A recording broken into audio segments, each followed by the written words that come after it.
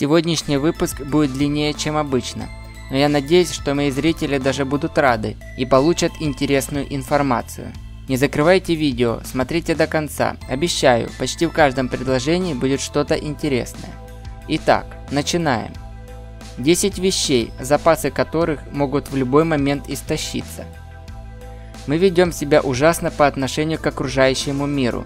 Мы набрасываемся на ресурсы с той же жадностью, с которой голодный ребенок поглощает упаковку шоколадных конфет. Нехватка нефти вот-вот приведет нас к энергетическим войнам. С нашей помощью многие животные вот-вот исчезнут с лица Земли. Но есть и такие ресурсы, которые мы используем в больших объемах и при этом воспринимаем как нечто неисчерпаемое. А между тем их запасы постепенно истощаются. Это такие вещи, как... Первое. Гелий. Гелий позволяет воздушным шарикам взмывать вверх, а при вдыхании делает голос писклявым. А еще он используется там, где требуется охлаждение до очень низких температур. От научных экспериментов до сверхпроводящих магнитов в промышленности и медицине, в частности для МР-томографии. Во Вселенной этого вещества полным-полно, чего не скажешь о нашей планете. Гелий извлекают из недр Земли, где он образуется в результате распада урана и тория. Уран распадается очень медленно. Понадобится весь срок существования Земли, чтобы восстановить те запасы гелия, которые мы уже израсходовали.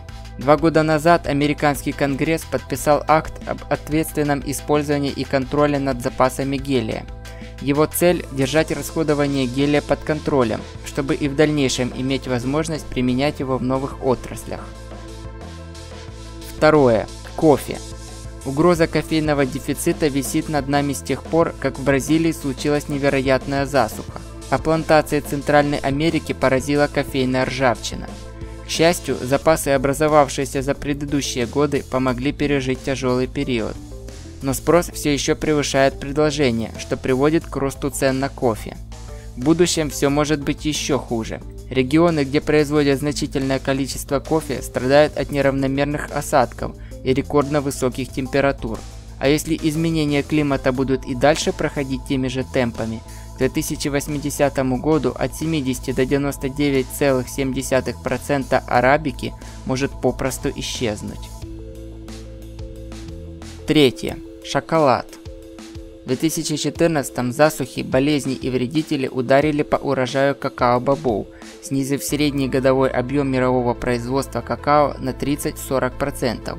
При этом спрос на шоколад остается огромным и постоянно растет.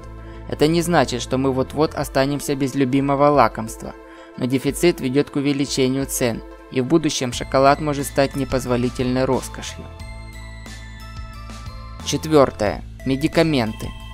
Оборот мирового фармацевтического рынка составляет более 300 миллиардов долларов. Треть этой суммы приходится на 10 компаний-гигантов, которые задирают цены и вытесняют мелкие фирмы.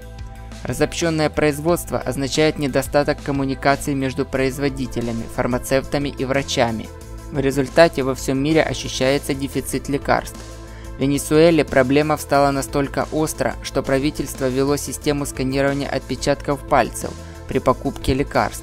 В США между 2011 и 2013 годами фиксировалась нехватка 148 видов различных антибиотиков.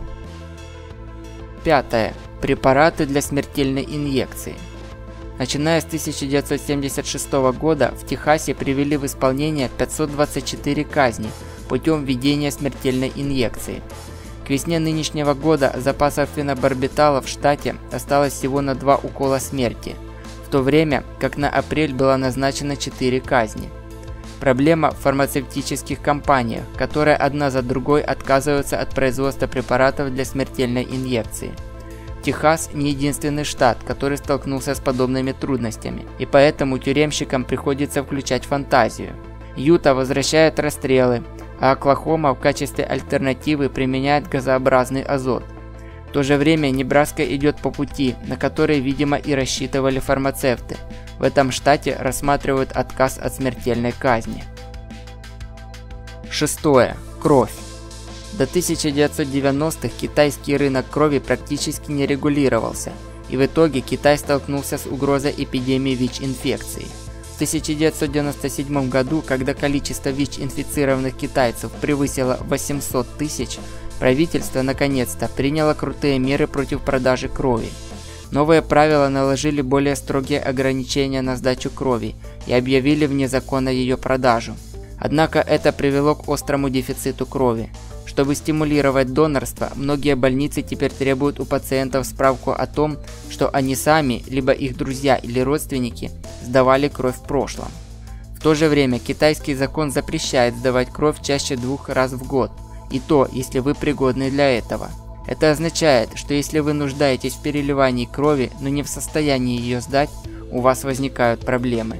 Подобная политика привела к появлению черного рынка крови. Некоторые люди становятся донорами, а затем продают справку о сдаче крови тем, кто в этом нуждается. 7. Врачи. Многие страны, включая США с их развитой медициной, испытывают недостаток врачей. Так, по прогнозам к 2025 в США будет не хватать от 50 до 90 тысяч специалистов. И если вы рассчитываете на интернет-самодиагностику, приготовьтесь к тому, что операции вам тоже придется делать самим. Дефицит охватит все медицинские отрасли, от семейных врачей и стоматологов до хирургов и онкологов. Причин тому масса, от увеличения количества населения и роста количества различных заболеваний, до возрастающих расходов на подготовку врачей. 8. Кирпичи. Совсем недавно, когда мир переживал экономический кризис, Великобритания столкнулась с коллапсом рынка недвижимости. Это привело к огромным излишкам нераспроданных кирпичей. 1,2 миллиарда штук, если быть точным. По всей стране закрывались кирпичные заводы. Теперь Англии не хватает стройматериалов. Британские строители вынуждены отложить работу примерно на 4 месяца, пока им не удастся получить обожженные глиняные кирпичи, необходимые для строительства новых домов. Некоторые переключились на импортные аналоги, что лишь усугубило проблему, повысив стоимость строительства. Дефицит наступил как раз в то время, когда британское правительство пообещало строить более 500 тысяч новых домов ежегодно, чтобы сбить растущие цены на недвижимость. 9. Вода. Как может иссякнуть что-то, что покрывает более 71% земной поверхности? Но если прикинуть, что 96% всех водных запасов Земли – это соленая вода, то перспектива всемирной жажды уже не кажется столь нереальной. Почти 1,2 миллиарда людей на планете не имеют доступа к воде. Еще 1,6 миллиарда, то есть четверть населения Земли, живут в местах, где H2O так мало, что невозможно построить систему водоснабжения.